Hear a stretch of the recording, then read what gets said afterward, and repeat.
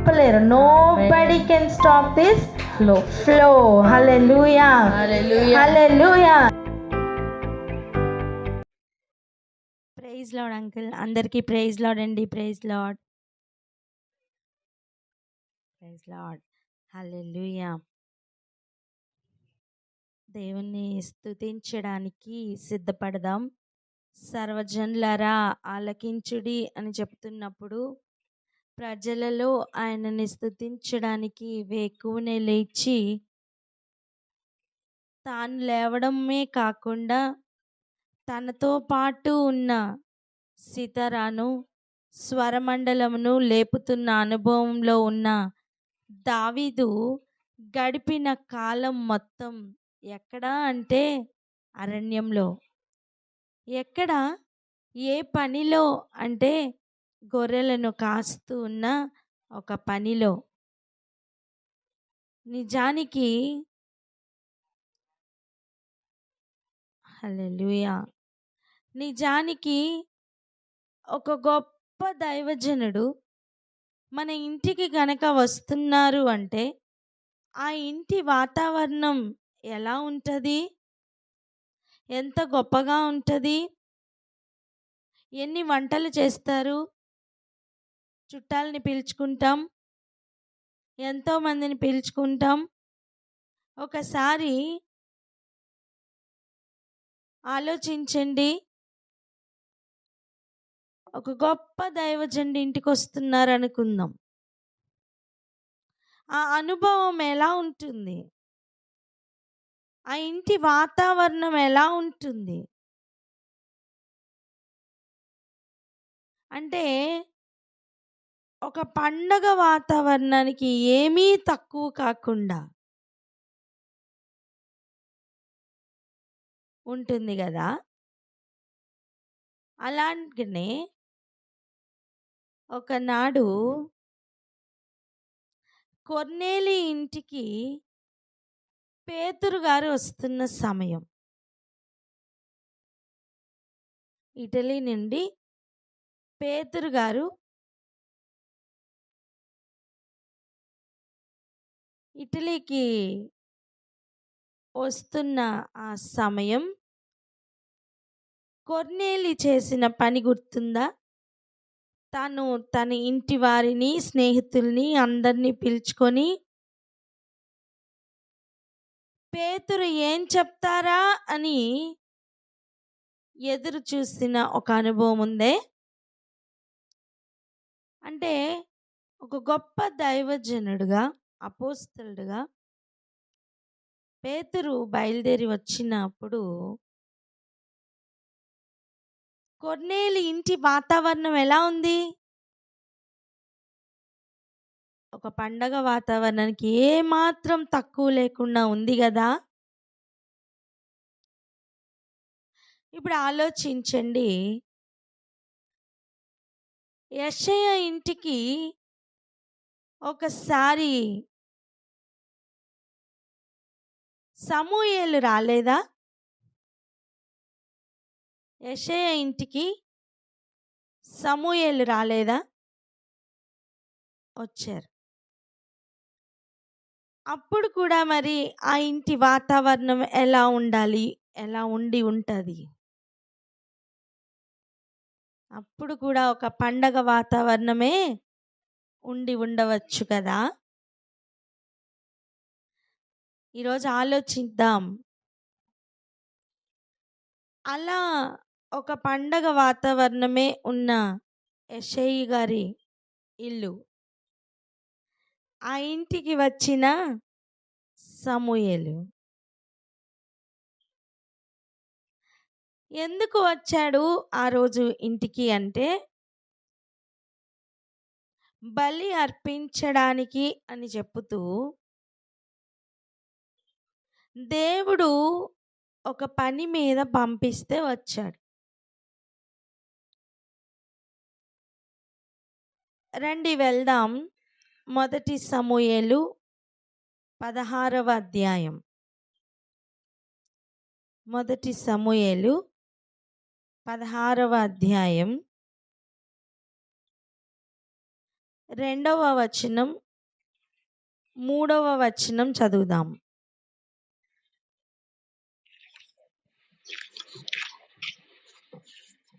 నేను వెళ్ళిన నే-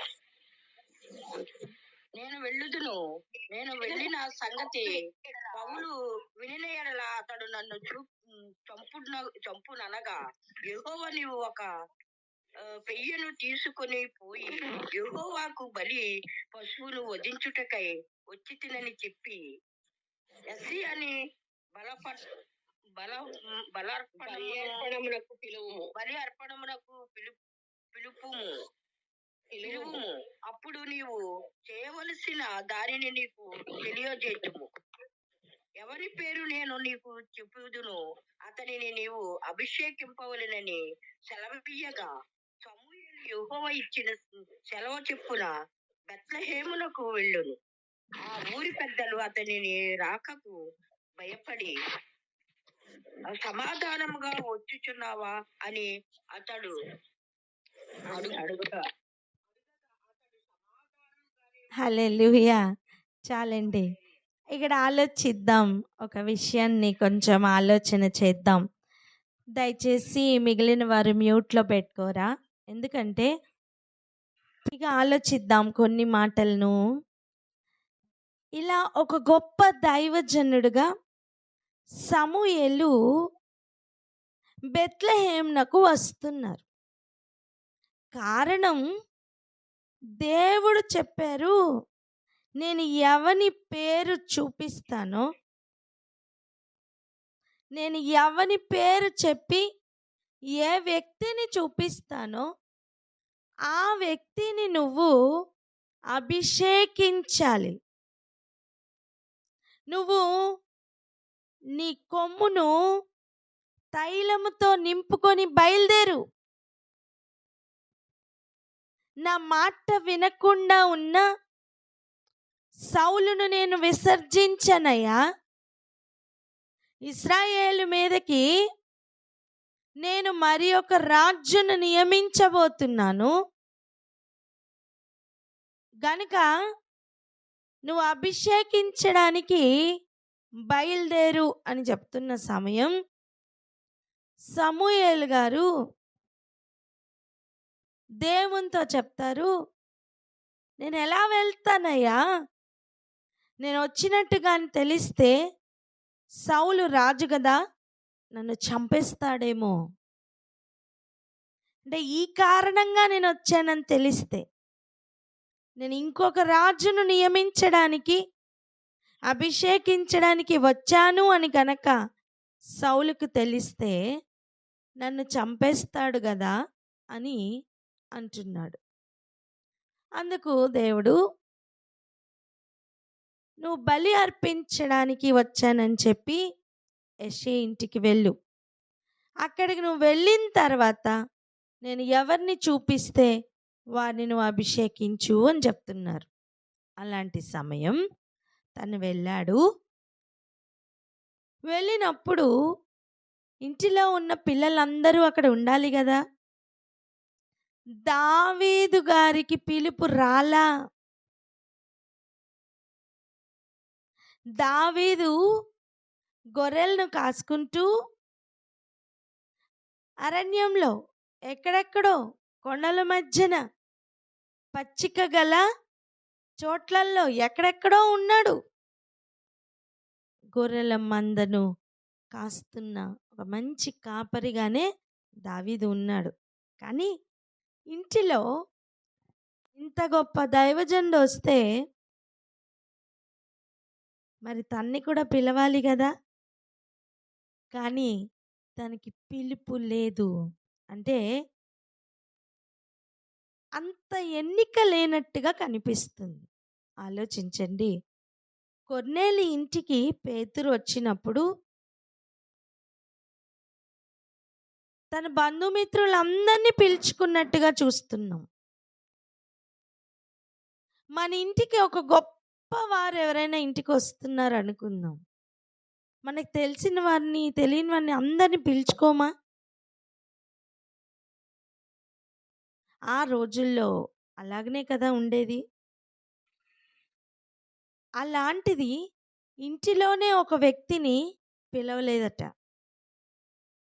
కానీ దేవుడు ఎదురు చూస్తున్నది మాత్రం అభిషేకించడానికి అదే దావీదుని ఎదురు చూస్తున్నారు. దావీదు గురించి ఎదురు చూస్తున్నారు. ఆ అనుభవమే ఇక్కడ మనం చూస్తున్నాం. ఇప్పుడు చూడండి, ఎంతమంది కుమారులు వచ్చినా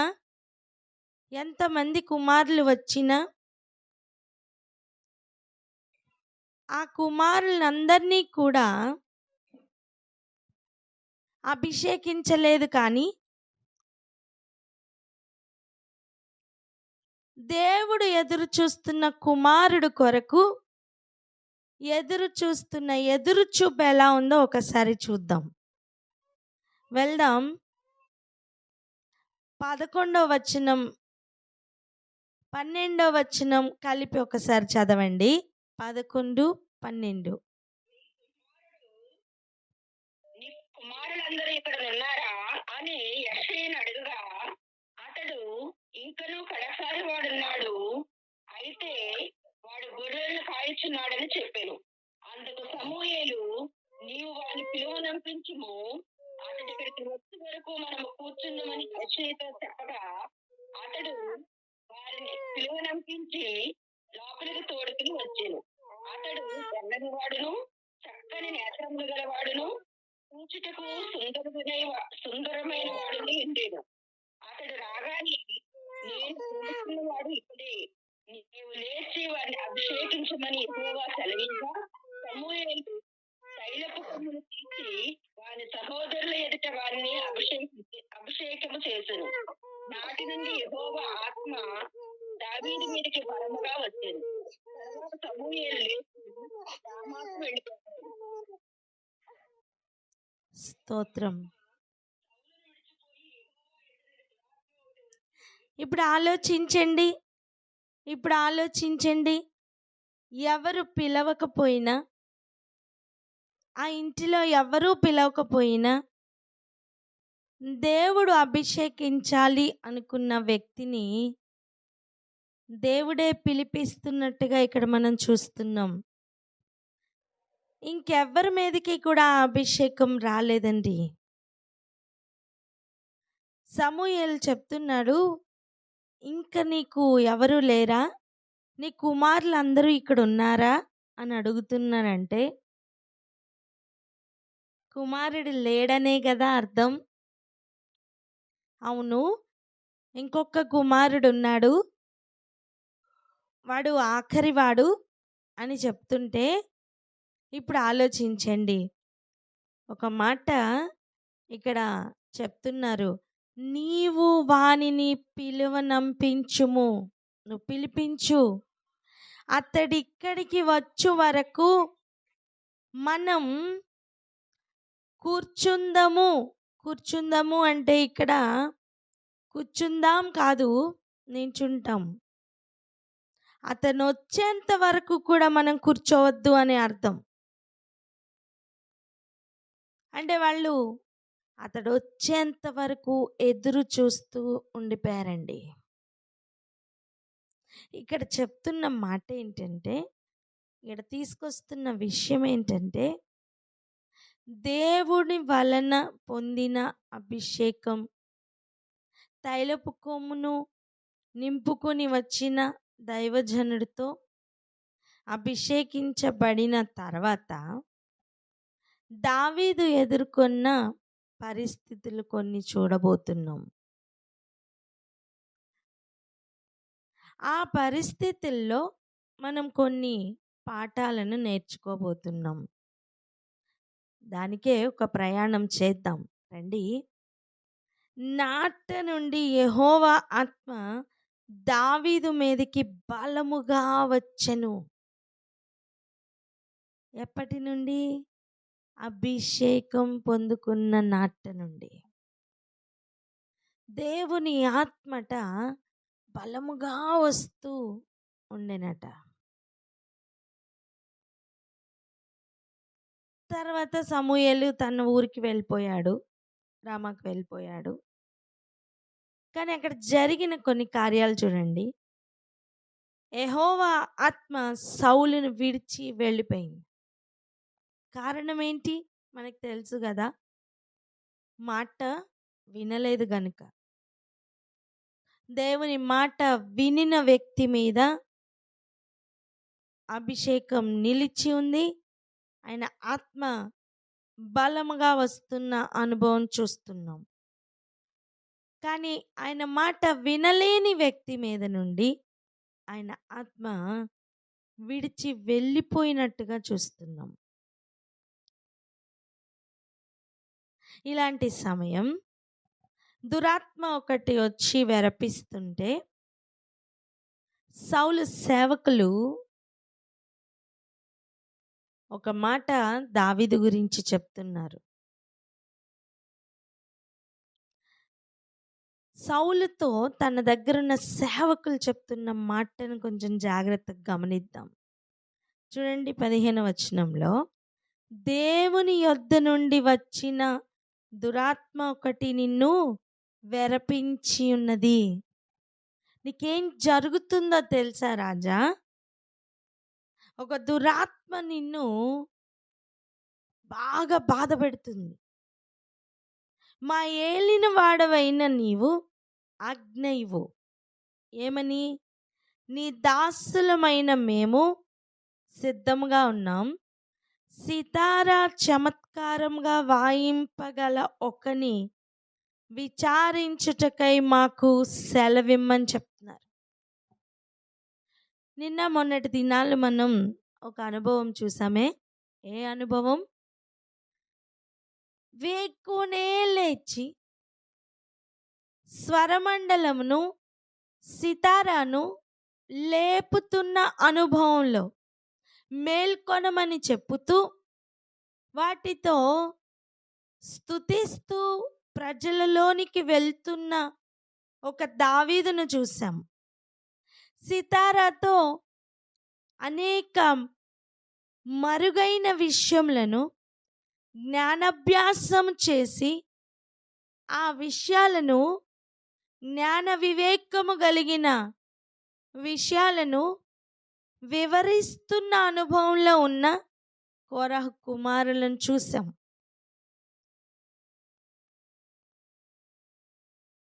ఇప్పుడు దానికి కనెక్టెడ్గానే ముందుకు వెళ్దాం. వేకువనే లేస్తూ తనని తాను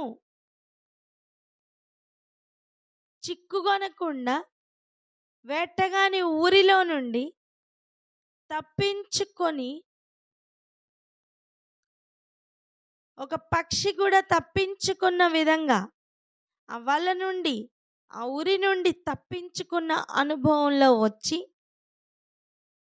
తనతో పాటు నిర్జీవమైన వస్తువులను కూడా దేవుని స్తుతించడానికి మేల్కొల్పుతున్న అనుభవంలో ఉన్న దావీదు, ఒక గొప్ప దైవజనుడు ఇంటికి వస్తే కనీసం ఇన్విటేషన్ కూడా లేని దావీదు తన కీర్తి మాత్రం రాజు ఇంటికి చేరిందండి. రాజుగారితో తన సేవకులు చెప్తున్నారు. ఏమనంటే 18వ వచనం చూడండి. బెత్లెహేమీయుడైన యెషై యొక్క కుమారులో ఒకని చూచి తిని, అతడు చమత్కారముగా వాయింపగలడు. దేనిని? సితారను.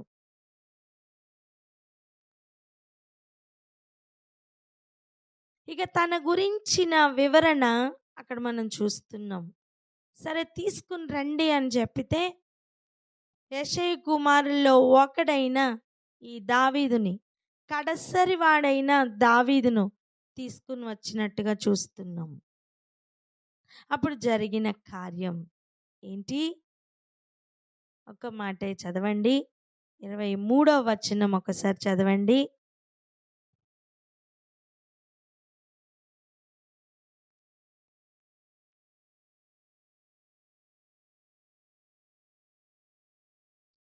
23వ వచనం.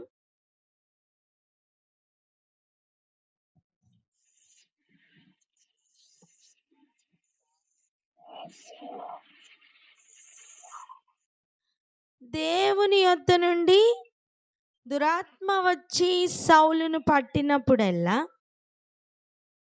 దావీదు సితారా చేత పట్టుకొని వాయింపగా దురాత్మ అతనిని విడిచిపోయెను, అతడు సేద తీరి బాగాయెను. అంటే ఈ సితారాతో వాయిస్తున్న సమయం సౌలుకు పట్టిన దురాత్మ కూడా వెళ్ళిపోతుందట.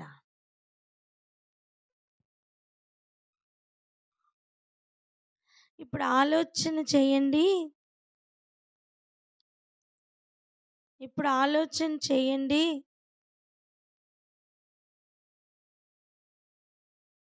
స్తుతిస్తున్న అనుభవంలో నువ్వు ఎవరికి కనపడకుండా దేవునికి మాత్రం వినపడేటట్టు నీ పరిధిలో, నీ స్థాయిలో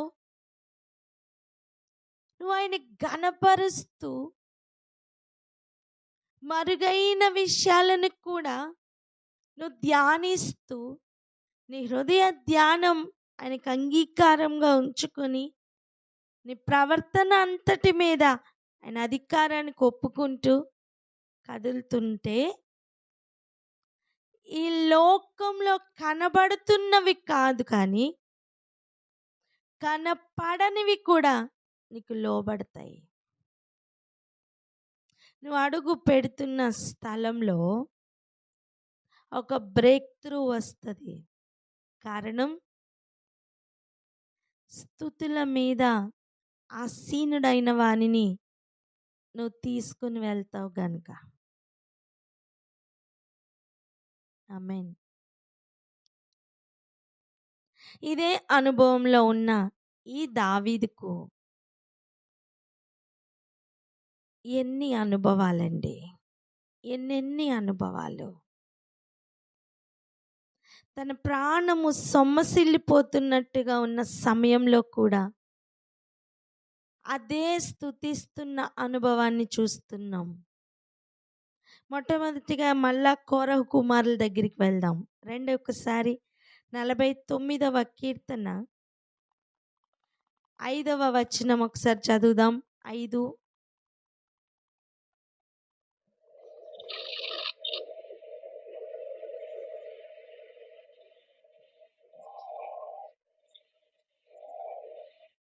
చదువుతారా?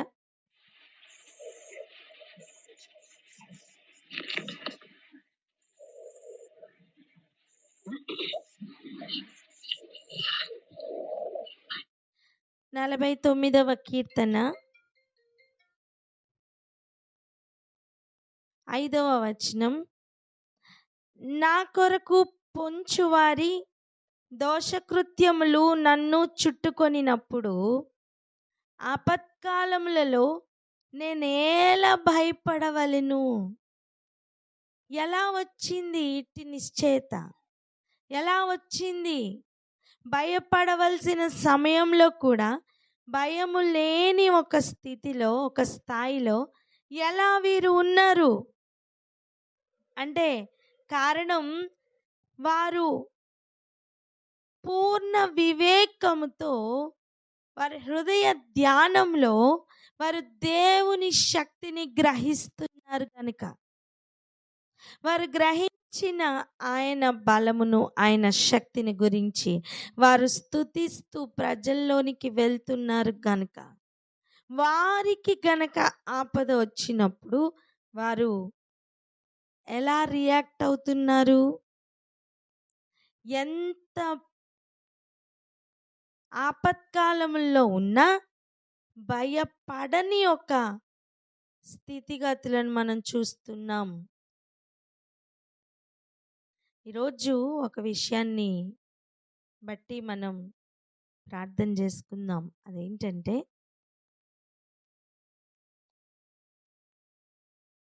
దేవుణ్ణి స్తుతించడము అంటే కేవలం అది ఒక నోటి మాటతో పలుకుతున్న మాట కాదు.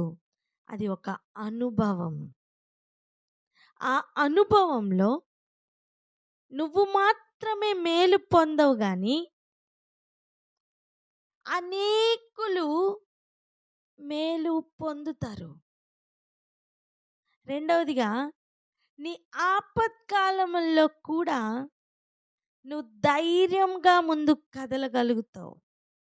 నిన్ను కృంగదీసే పరిస్థితులు ఎదురైనా సరే, అవేవి కూడా నిన్ను కదిలించలేవు. నీ పూర్తి అనుభవాలు ధైర్యముతోనూ, నిరీక్షణతోనూ కూడినవై ముందుకు కదులుతున్న అనుభవంలోనికి వెళ్తావు. చివరిగా ఇంకొక వచనం కూడా చదువుకుందాం. 43వ కీర్తన 4వ వచనం ఒకసారి చూడండి. అప్పుడు నేను దేవుని బలిపీఠము నొద్దకు నాకు ఆనంద సంతోషములు కలుగచేయు దేవుని యొద్దకు చేరుదును. దేవా, నా దేవా, సితారా వాయించుచు నీకు కృతజ్ఞతాస్తుతులు చెల్లించెదను. పలుకుతున్న మాట చూడండి. నా ప్రాణమా, నీవేలా కృంగి ఉన్నావు, నాలో నీవేలా తొందరపడచ్చు. దేవుని యందు నిరీక్షణ ఉంచుము. ఆయన నా రక్షణకర్త, నా దేవుడు, ఇంకను నేను ఆయనను స్తుతించెదను. ఈ ప్రయాణం ఎట్టిదంటే నిరీక్షణతో కూడిన ప్రయాణం. నీకు ఆనంద సంతోషములు కలుగు చేయు దేవుని యొద్దకు చేరుతున్న ప్రయాణం. నువ్వు ఉన్న స్థలంలో నీకు నెమ్మది లేదేమో, అయినా దేవుణ్ణి స్తుతించు. సౌలు దగ్గరికి దావీదును తీసుకుని వెళ్ళినా అక్కడ సౌలుకు దావీదు మీద విషపు చూపే కదా కలిగింది.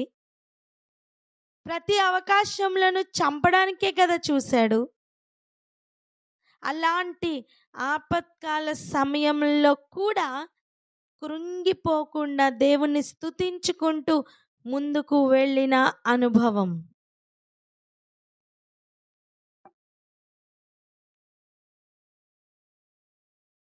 మనం రెండు సైమల్టేనియస్గా చూస్తున్నాం.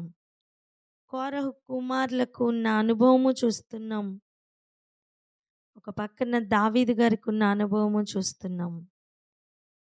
వేకునే లేచిన మనం, ఆయన్ని స్తుతించడానికి పూనుకున్న మనం ఎటువంటి కార్యాలు జరుగుతాయో మనం ఇప్పుడు చూస్తున్నాం. మన నిరీక్షణ ఆయన యందు అధికమవ్వాలి. నానాటికి ఆయన మీద ఆశ అధికమవ్వాలి. ప్రాణములను ఎక్కడ కూడా కృంగనివ్వద్దు. ఈ ప్రయాణంలో ఆటంకాలు వస్తాయి, కానీ కృంగిపోవద్దు. ఆయన రక్షణకర్తే కదా. ఆయన యొద్దకు చేరడానికి ఆయనను స్తుతించుకుంటూ వెళ్ళాలి. స్తుతితో ప్రారంభించిన జీవితం స్తుతించుకుంటూ స్తుతుల మీద ఆసీనుడైన వాని యొద్దకు చేరుతుంది. ఆమేన్.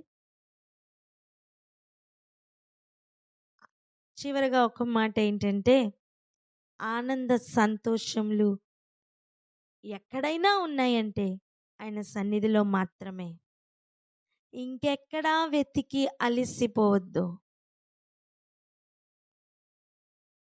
ఇంకెక్కడ వెతికినా నీ నిరీక్షణకు భంగం కలుగుతుంది. అవి నిజముగా కలిగి ఉన్నవారు ఎవరు అంటే దేవుడు మాత్రమే. గనుక ఆయనలో పొందుతున్న ఆనందం మిస్ చేసుకోవద్దు. ఆయన్ని స్తుతించుకుంటూ వెళ్తున్న అనుభవం చాలా గొప్ప అనుభవం. నువ్వు అలా కదులు. దేవుడు తన కార్యాలు చేసుకుంటూ వెళ్తాడు. దీనిని అనుభవిస్తూ సాక్షులుగా అనేకులు లేవబోతుండగా ప్రార్థన చేసుకుందాం.